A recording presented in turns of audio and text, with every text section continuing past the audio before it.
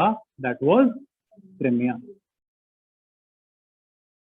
और यहां से अगर आप देखें तो ये रशिया का बॉर्डर है, छोटा सा, ये ऊपर सारा। सब बच्चों ने वो 4 मैप लगा लिए अपने स्टडी रूम में, तो मैंने 2-4 बच्चों की वो रील्स भी डाली थी, शेयर करी, आप लोगों को प्रोत्साहित करने के लिए, आप लोगों को मोटिवेट करने के लिए कि बच्चे किस तरह से।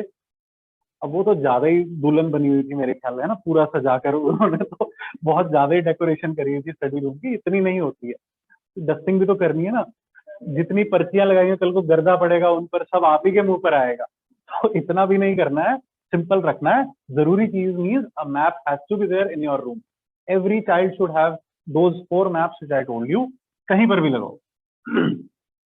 अब क्या है, ये है यूक्रेन, ये यूजुअली ईस्ट यूरोप में, ये है आपका वेस्ट यूरोप। यहां पर कौन सा ओशन है वेस्ट यूरोप के, यहाँ अटलांटिक, जहां कौन डूबी थी, वही डूबी होगी, टाइटैनिक डूबी थी। This is your USA and Canada, this is your Mexico, and यहाँ पर Latin America and all that, ये सब आपको पता है। मुद्दे पर आ रहा हूं, अब क्या है, यूक्रेन के नीचे कौन सी सी है,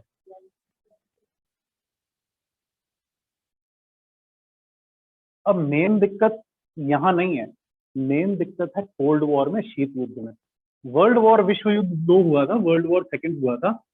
वर्ल्ड वॉर सेकंड के बाद क्या हुआ था, 2 बाहुबली बच गए थे। कौन, एक यूएसए, एक रशिया का जो पहले बड़ा कंट्री था यूएसएसआर, सोवियत संघ, United Soviet states of Russia. इनमें क्या क्या थे, रशिया तो था, रशिया के साथ ईस्ट यूरोपीय देश भी थे, यूक्रेन वगैरह भी इसके साथ थे, प्लस सेंट्रल एशियन रिपब्लिक ये भी थे, कजाकिस्तान, तजिकिस्तान, उज्बेकिस्तान वगैरह ये भी थे।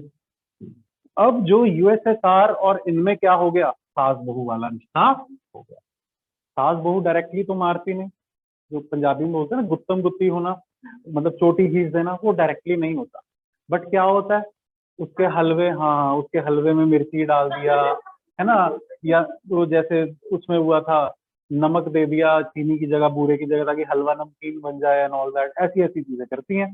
तो ताने मारती हैं, जैसे निशा बोल रही है ना, टॉन्ट मारती हैं, तो ऐसी ऐसी चीजें करती हैं, आपस में डायरेक्ट नहीं लड़ती, direct they will never fight, but उस तरह से किसी दूसरे को आगे कर देती हैं। बलि का बकरा किसको कौन बनना पड़ता है, जो बेटा है बेचारा, वो बहू की सुने या फिर अपनी माँ की सुने, तो ये सब इन लोगों ने किया। This war was not a hot war, this war was hence called a cold war, ठंडा चला, युद्ध तो था लेकिन ठंडा, डायरेक्ट बम नहीं गिरा। पहली चीज। अब उस वक्त क्या हुआ, अमेरिका ने यूएसएसआर के कम्युनिज्म को, उनकी सोच जो थी, उनकी आइडियोलॉजी जो थी, वो क्या थी, इनकी आइडियोलॉजी क्या थी, लिबरलिज्म, उदारता या उदारतावाद, या फिर कैपिटलिज्म, पूंजीवाद जिसको बोलते कैपिटलिज्म। तो इनकी आइडियोलॉजी थी लिबरल या कैपिटलिस्ट, इनकी क्या थी, सोशलिस्ट या फिर कम्युनिस्ट। सामवाद या समाजवाद, ठीक है, ये इनकी सोच थी, मानसिकता की, इनकी आइडियोलॉजी थी।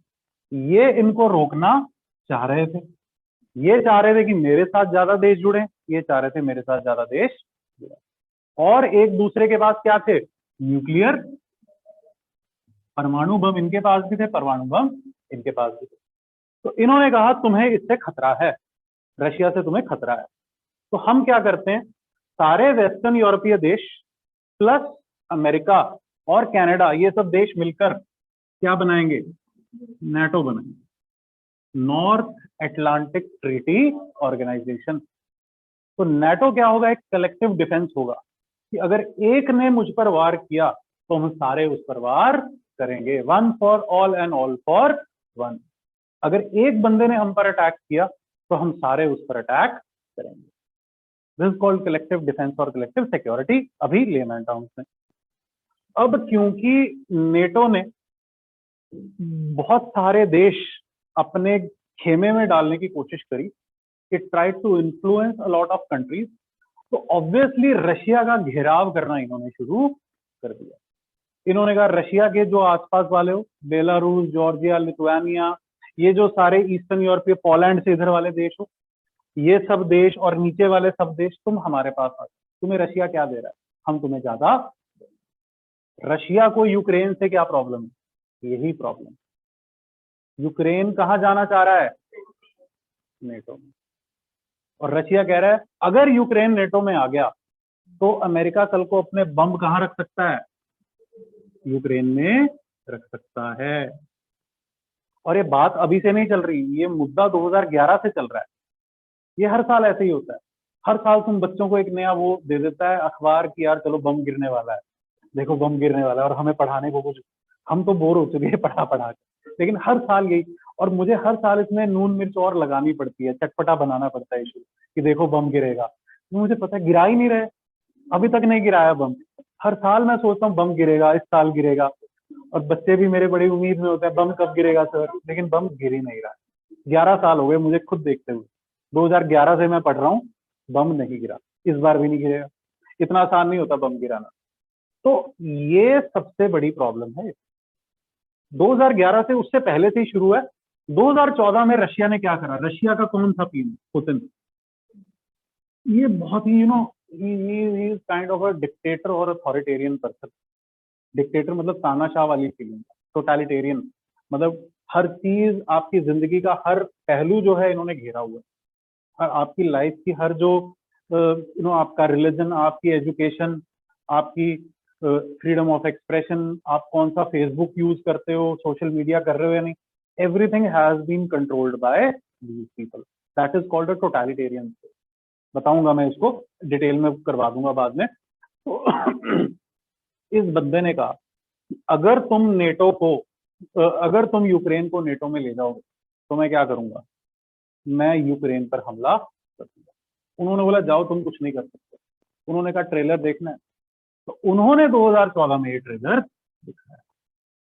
ये छोटा सा टुकड़ा क्रिमिया, देखो इतना बड़ा रशिया, इसको जरूरत नहीं, लेकिन सिर्फ इनको तंग करने के लिए, देखो मैंने ये छीन लिया और तुमने अभी तक मेरा कुछ भी नहीं बिगाड़ा। और बहाना क्या बनाया कि यहाँ पर कुछ रशियन लोग हैं, जैसे पाकिस्तान के लाहौर में कुछ पंजाबी हैं, सारे पंजाबी हैं वहां लाहौर के, तो इंडिया लाहौर को कल को नेक्स्ट कर ले, क्यों कि तुमने हमारे पंजाबियों को तंग करा हुआ, और हम अपने जो वो वाला पंजाब है उसको अपने पंजाब के साथ मिलाना चाहते हैं। यही लॉजिक इन्होंने यहाँ पर लगाया कि हम इनको रशिया के साथ मिलाना चाहते हैं। इसका एक स्ट्रैटेजिक पर्पस था। क्या था स्ट्रैटेजिक पर्पस, ब्लैक सी। देखो अगर यहाँ इसको इसको ब्लैक सी को भी कोई एक्सेस नहीं था, कोई नेवल बेस नहीं था, कोई तट नहीं था इसका ब्लैक सी पर, लेकिन अब क्या हो गया, यूक्रेन क्योंकि इसके पास है, अब रशिया अपनी शिप यहाँ पर खड़ी कर सकता है। अब तुम यहाँ अपना बम रखो, मैं अपनी यहाँ पर शिप से, नेवी से तुम पर अटैक, मतलब मैं भी तुम्हारा घेराव कर लूंगा अगर तुम मेरा घेराव। This is the Crimean issue. Crimea अभी रशिया की गिरफ्त में है, अभी रशिया की चपेट में। रशिया ने इसको एनेक्स 2014 में, नेटो उस तक उस टाइम कुछ नहीं कर पाया। अब एक और चीज है, अब फिर से ये इशू गर्म आ गया। 2014 में यूएस का प्रेसिडेंट कौन था, Obama. He was a Democrat.